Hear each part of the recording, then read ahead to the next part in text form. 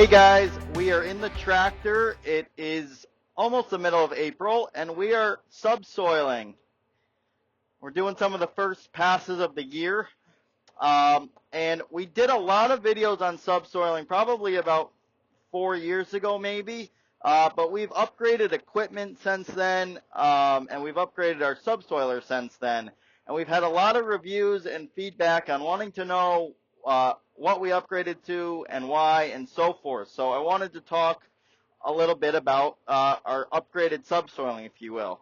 And I just want to say off the bat that there are multiple levels of subsoiling, different sized equipment, different sized tractor needs, and so forth. We're running a 100 horsepower four-wheel drive John Deere tractor, and we're pulling a 2-shank subsoiler. We could easily be pulling a 3-shank subsoiler, which would be ideal. We were able to run into this subsoiler a couple years ago. The price was fair, and we kind of stuck with it. In a couple years, maybe we'll upgrade to a 3-shank, which will give us a little bit more coverage and a little bit more, breaking up the compaction layer in the ground. But for the small tractors we have and the tillage we do, this really works out fine. You can see behind me, we've got all the lines set up here. So we are pulling a 2-shank, which is just about, it's close to covering the tire track. It doesn't go directly over the tire track, which we'd like. So we do just like we did in the past. We try to put an angle on the field. If the rows are straight like this, we're trying to go on a slight angle like this. If you could do a 45 angle in the field, you'd probably really be doing well, but that makes your turning at the ends and the sides of the field harder, and it takes a little more time. And the one big thing to think about, the bigger the equipment, the more room you need to turn around. This is a 100 horse John Deere, but we can actually do a lot of easy maneuvering at the end of the field. It's a short wheelbase tractor where we can get right up to the edge of the field, so that's important as well.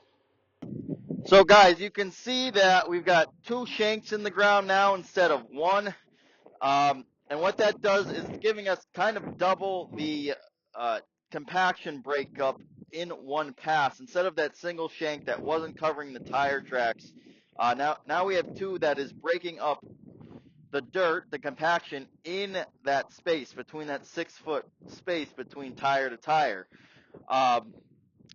It is not going directly behind the tire. If we had a 3-shank, we would do that, but it works very well for us. Again, our John Deere is pretty light, so we're not dealing with a lot of compaction, whereas those big farms with the big tractors, they're heavier and they're compacting the ground more. I just want to get up close here so you can see this. And if you look down the line, we have pretty good uniformity over each pass, even between the tire tracks. So if we look right here, this is a tire track row. So there's about probably 2.5 feet between, and then if we look here again, it's about the same pass. So this tractor does really well.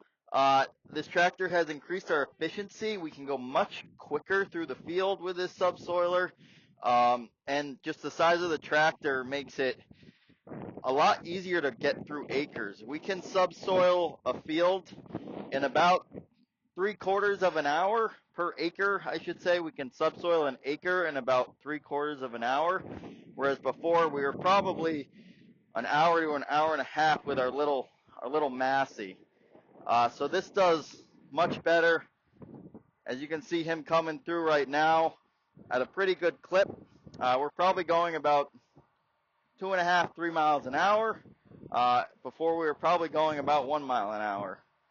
So this really shows you the ability to move faster and get through the field better.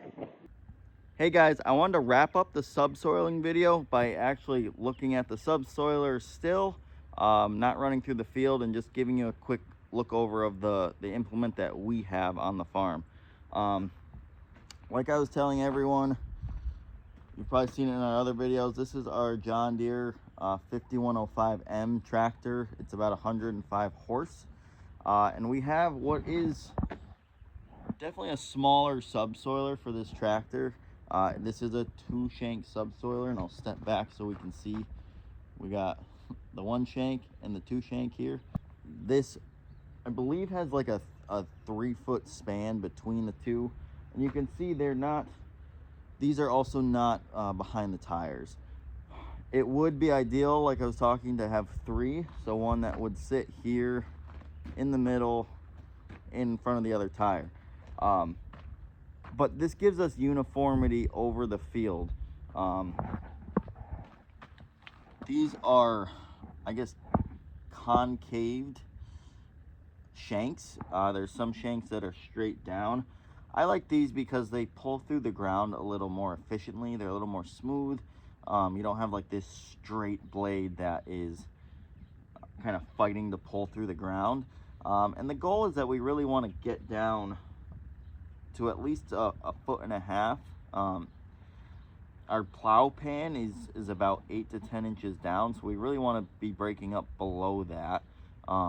At least I would say 6 inches. So if we're subsoiling at least 18 to 20 inches, we should be getting through all that plow pan and that compaction that we're creating for the rest of the year. So you don't really need these tall shanks unless you're dealing with some big compaction or drainage issues or so forth. Anyways, these can unbolt from this toolbar, and you can also slide these back and forth. It wouldn't really make sense to put 3 on this little toolbar, but this subsoiler works great for us. This is a Frontier brand we bought from a local farmer that was retiring, and the price was right for us at the moment. So like I said, we'll probably upgrade in a couple years to something a little bigger. But for now, this does give us uniformity through the field. It does give us another whole shank pass on every pass we do, just versus our old one was only 1, so now we're doing 2. But this is it's a very, very simple tool. It hooks up on the 3-point hitch like normal. You know, it's got bars to hold this down when you take it off the tractor, so that's pretty easy. But I can maneuver this pretty easily by myself without any problems. So that's that in a nutshell. This is a 2-shank subsoiler, we call it, and this is by Frontier versus our 1 shank we were running before.